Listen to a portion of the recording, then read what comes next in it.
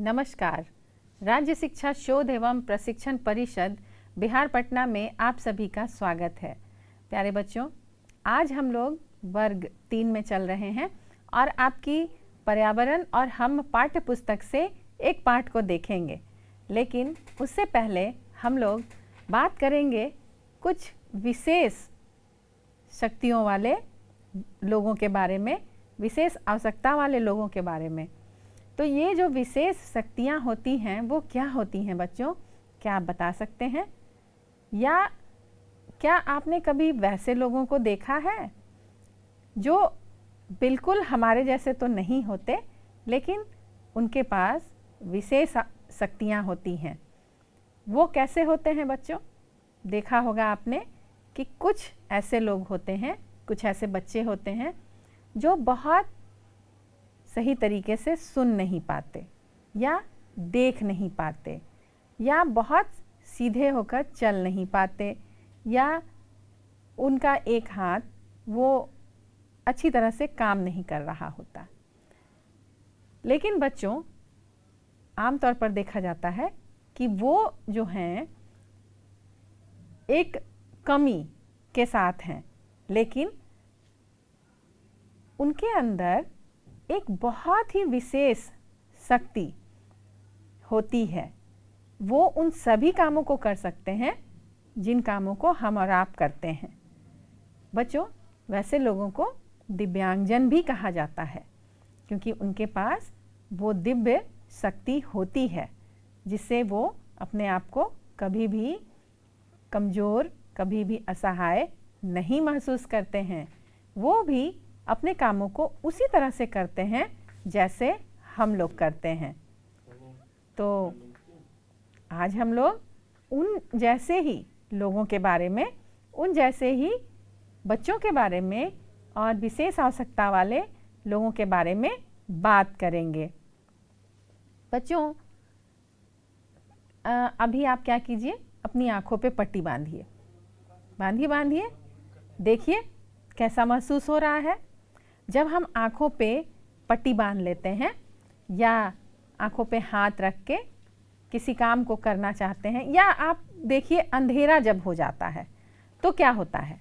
जब अंधेरा हो जाता है तो हम थोड़ी सी कठिनाई महसूस करते हैं, और जब हम आँखों पे पट्टी बांध लेते हैं तब तो बिल्कुल ही अंधेरा हो जाता है हम लोग के सामने, और हम लोग थोड़ी देर के लिए घबरा जाते हैं।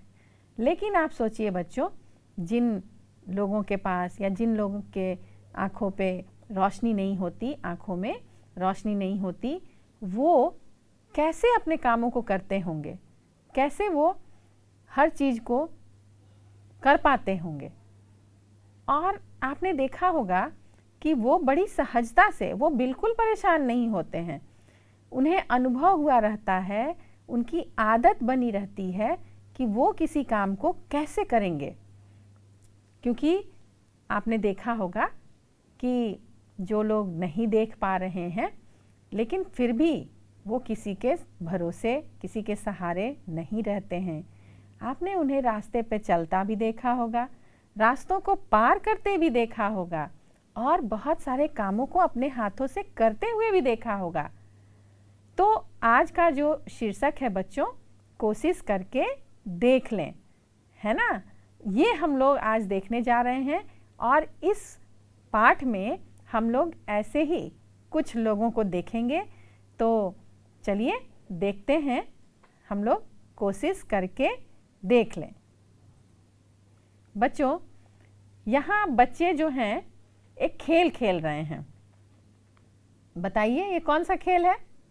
क्योंकि एक बच्चे के आँख पे पट्टी बंधी हुई है और बाकी बच्चे उसे छेड़ रहे हैं, है ना? क्या आपने ये खेल खेला है? बच्चों, ये है आँख मिचौली का खेल। आप भी यह खेल अक्सर खेलते ही होंगे। कितना मज़ा आता है पट्टी बंधे साथी को छेड़ने में। वह इधर जाता है, उधर जाता है, वह पकड़ नहीं पाता। क्यों? क्योंकि उसकी आँखों पे पट्टी बंधी हुई है।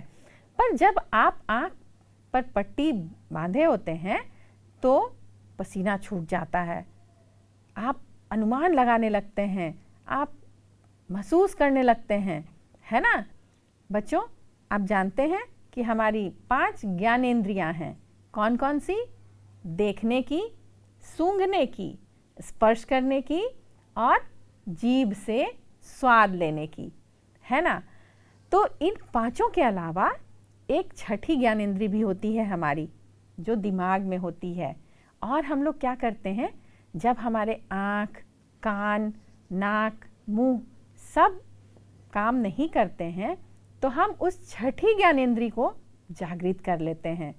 जब आंखें बंद होती हैं तो हम सूंघने लगते हैं या अपनी स्पर्श संवेदनाओं को जागृत कर देते हैं कि छू कर, देख कर हम उसे चीज़ को महसूस करें।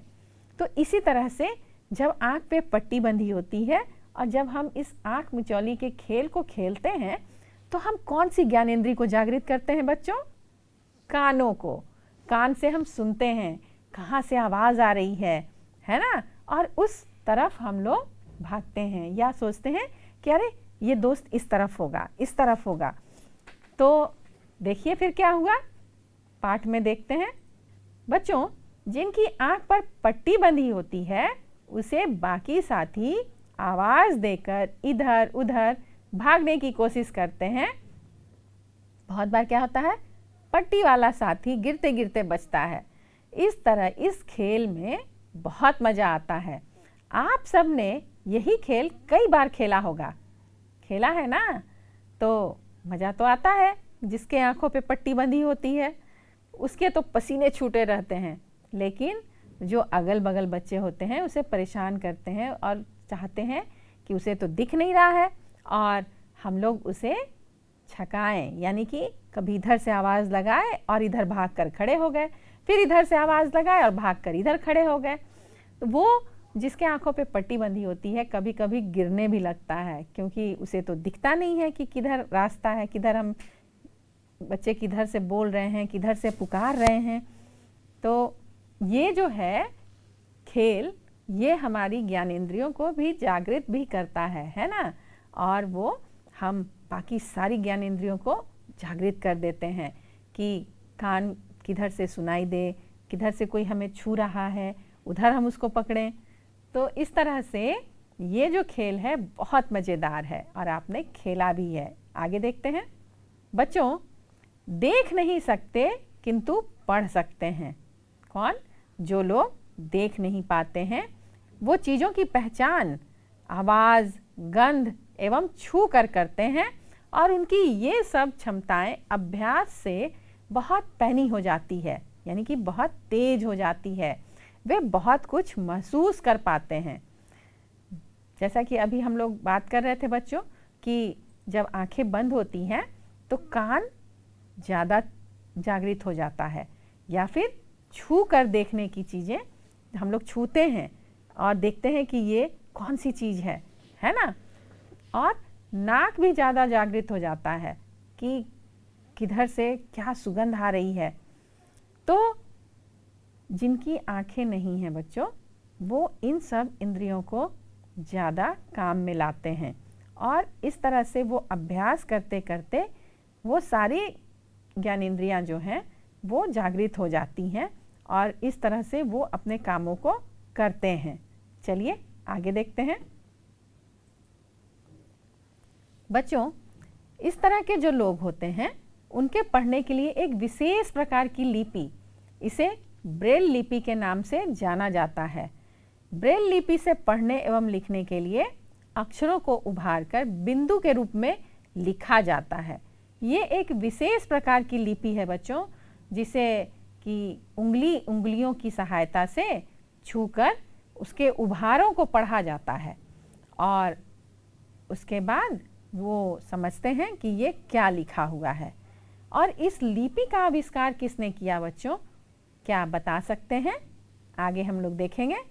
चलिए देखिए बच्चों, ये हैं लुई ब्रेल और इनके नाम पर ही इस लिपि का नाम रखा गया है, ब्रेल लिपि। ब्रेल लिपि की खोज करने वाले लुई ब्रेल भी आंखों से देख नहीं पाते थे। चोट लगने से बचपन में इनकी आंखें खराब हो गई थी, तो इन्होंने क्या किया कि ये ब्रेल लिपि का इन्होंने आविष्कार किया कि इनके जैसे और भी अगर दुनिया में समाज में लोग हैं तो वो शिक्षा से वंचित ना रह जाएं, इसलिए इन्होंने ब्रेल लिपि का आविष्कार किया जिसे कि उंगलियों के स्पर्श से पढ़ा जाता है। चलिए आगे देखते हैं। बच्चों यहाँ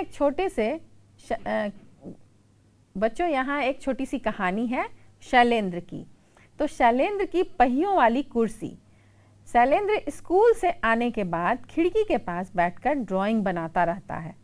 उसकी माँ कहती है वह सबसे अच्छी ड्राइंग बनाता है। क्यों? क्योंकि वो चल नहीं पाता है ना। तो एक दिन उसके पिताजी उसके लिए पहियों वाली कुर्सी ले आए। शैलेंद्र ने जल्दी ही अपनी कुर्सी को आगे पीछे घुमाना सीख लिया। अब वह अपने घर में कहीं भी आ जा सकता है। तो आप देखिए कि ये जो पहियों वाली कुर्सी है ये वैसे लोगों के लिए है जो चल नहीं पाते हैं, जिनके पैर या तो किसी दुर्घटना में या बचपन से उनमें जान नहीं होती है, ना वो खड़े हो पाते हैं ना चल पाते हैं। तो उनके लिए ये पहियों वाली कुर्सी होती है और उस कुर्सी पर ही बैठकर वो आगे पीछे कहीं भी जा पाते हैं या अपने कामों को करने की कोशिश करते हैं। एक दिन की बात है, शैलेंद्र देखिए कहाँ जा रहा है। एक दिन उसके पिताजी उसे घर के पास एक बगीचे में ले गए। वहाँ कुछ बच्चे बॉल से खेल रहे थे। शैलेंद्र उन बच्चों को खेलते हुए देख रहा था। इतने में उसके पास बॉल आई। उसने बॉल को पकड़ लिया और उठाकर फेंक दी। मतलब वो वापस उधर फेंका जहाँ बच्चे खेल रहे थे। वह बैठा बैठा बच्चों को खेलते देख रहा था कि एक बच्चा उसके पास आया और बोला, तुम भी खेलोगे? तो शैलेंद्र ने खुशी से सिर हिलाया। बच्चों ने बातचीत की और उसे भी खेल में शामिल कर लिया। कितनी मज़ेदार बात है ना। अच्छी बात कि शैलेंद्र को खाली देख करके दूसरे बच्चों ने उसे भी अपने खेल में शामिल किया। तो बच्चों ने ये नहीं देखा कि शैलेंद्र चल नहीं पाता है। उसने तो ये सोचा कि शैलेंद्र को खुशी होगी, चलो इसे भी खेल में शामिल किया जाए। इसीलिए उन्होंने शैलेंद्र से पूछा। तो शैलेंद्र ने भी हाँ कहा कि हाँ मुझे तो खेलना है, और वो खेलने लगा। चलिए आगे देखते हैं। बच्चों, ये है संकेतों की भाषा। आपस में बात करने के लिए हम अक्सर शब्दों का प्रयोग करते हैं। जैसे हम अभी आपसे बात कर रहे हैं तो बोलकर बात कर रहे हैं, है ना। कई बार ऐसा भी होता है कि हम बिना बोले ही किसी को इशारे से बुला लेते हैं। ये इशारे अलग अलग तरह के भी हो सकते हैं और एक जैसे भी। बच्चों, सबसे पहले तो हमने किसकी बात की थी कि जो देख नहीं सकते। फिर अभी हमने बात की कि जो चल नहीं सकते। अभी हम बात कर रहे हैं बच्चों वैसे लोगों की जो बोल नहीं पाते। तो जो बोल नहीं पाते वो कैसे अपनी बातों को बताते होंगे, बताइए। अगर मैं बिना कुछ बोले अगर अभी आपको बुलाने के लिए कुछ इशारे करूं तो क्या आप समझेंगे? इसका अर्थ क्या हुआ? मैं आपको बुला रही हूं, और अगर मुझे कुछ नहीं पसंद है लेकिन मैं बोल नहीं पा रही हूं तो मैं क्या करूंगी? मतलब इशारे करूंगी कि मुझे नहीं पसंद है ना। और अगर मुझे कुछ अच्छा लग रहा है और मैं बोल नहीं पा रही हूं तो मैं क्या करूंगी? मतलब हाँ, मैं सिर हिला रही हूं, है ना। तो ये कुछ इशारे हैं बच्चों कि ये तो बहुत एक दो इशारे हैं जिससे कि बताया जा रहा है या सामने वाले को समझाया जा रहा है। लेकिन एक पूरी इसकी शब्दावली की तरह इसकी पूरी संकेतों की सूची है। जो लोग बोल नहीं पाते वो इशारों से, उंगलियों के इशारों से, है ना, उंगलियों के इशारे से, ठीक है, और हाथों के इशारे से वो अपनी बातों को समझाते हैं। आपने कभी देखा होगा बच्चों कि आपके टेलीविज़न स्क्रीन पे एक ऐसा समाचार वाचन होता है जो मूक बधिरों के लिए होता है, यानी कि जो सुन नहीं सकते और बोल नहीं सकते, उनके लिए इशारों में ही वो बातें बताई जाती है। तो ये जो इशारे होते हैं बच्चों, वो उनको सिखाया जाता है कि किस बात के लिए कौन सा इशारा करना हो, और इसकी एक पूरी सूची है। बच्चों, इस तरह के जो लोग होते हैं जो बोल नहीं पाते, वो भी अपनी भावनाओं को व्यक्त करते हैं इन्हीं इशारों से, और ये अभी हम लोगों ने देखा। चलिए आगे देखते हैं। आपको यह शायद पता नहीं होगा कि संकेतों की एक संपूर्ण भाषा है, जो अभी हम लोगों ने बात की। हमारे आसपास बहुत से ऐसे लोग हैं जो संकेतों की भाषा का उपयोग करते हैं। कुछ लोग जो बोल नहीं सकते, वे संकेतों की भाषा का उपयोग करके सभी तरह की बातचीत कर सकते हैं। उसमें हाथों व उंगलियों का भरपूर प्रयोग होता है, वो उनका उपयोग करते हैं। संकेतों व इशारों पर आधारित समाचारों का प्रसारण टेलीविज़न पर भी किया जाता है। इस तरह की भाषा का उपयोग करते हुए लोग दुनिया भर की जानकारी का आदान प्रदान करते हैं। बच्चों, अभी हम लोगों ने इसकी बात की थी, है ना? तो जब आप आँखों पर पट्टी बांधते हैं तो क्या होता है? जब आप बिना कुछ बोले इशारों में बताते हैं तब क्या होता है?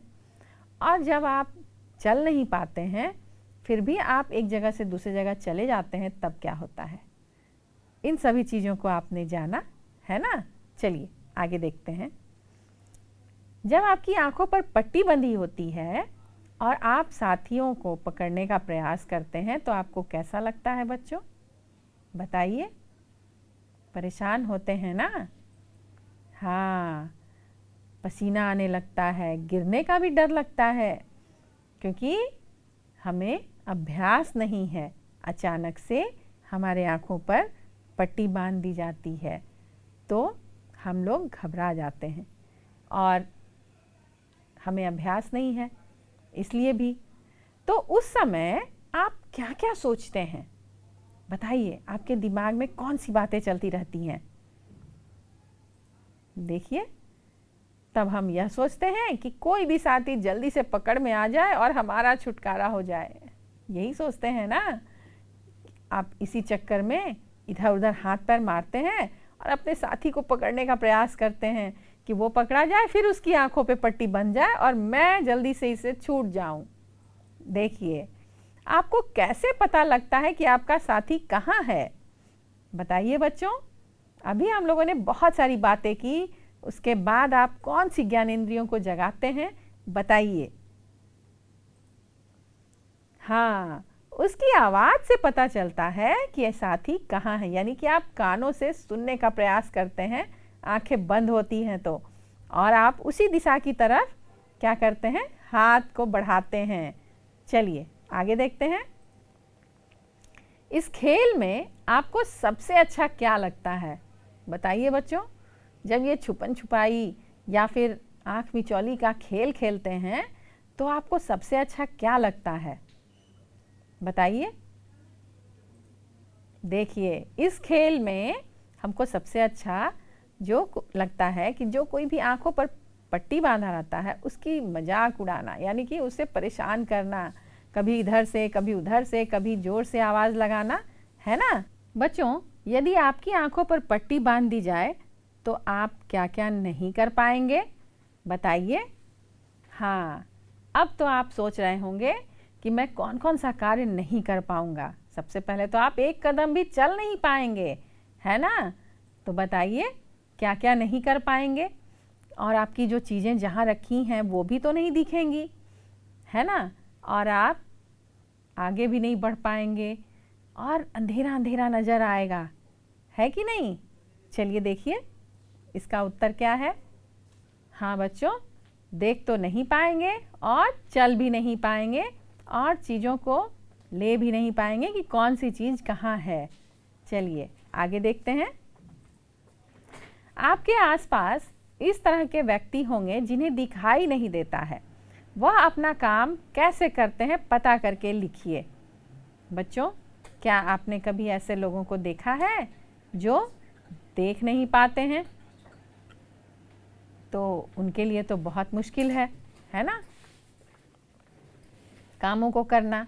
लेकिन चूंकि उन्हें अभ्यास रहता है तो इसलिए वो कामों को कर पाते हैं। तो कैसे कर पाते हैं ये आपको लिखना है। लिखिए, देखिए कैसे होता है, वो कैसे कर पाते हैं। लिखिए, वह अपना काम इधर उधर ढूंढ कर धीमे से करते होंगे। उनको यह काम करने में बहुत कठिनाई होती होगी, लेकिन चूंकि उन्हें अभ्यास रहता है तो उन कामों को वो आसानी से कर पाते हैं। आइए आगे देखते हैं।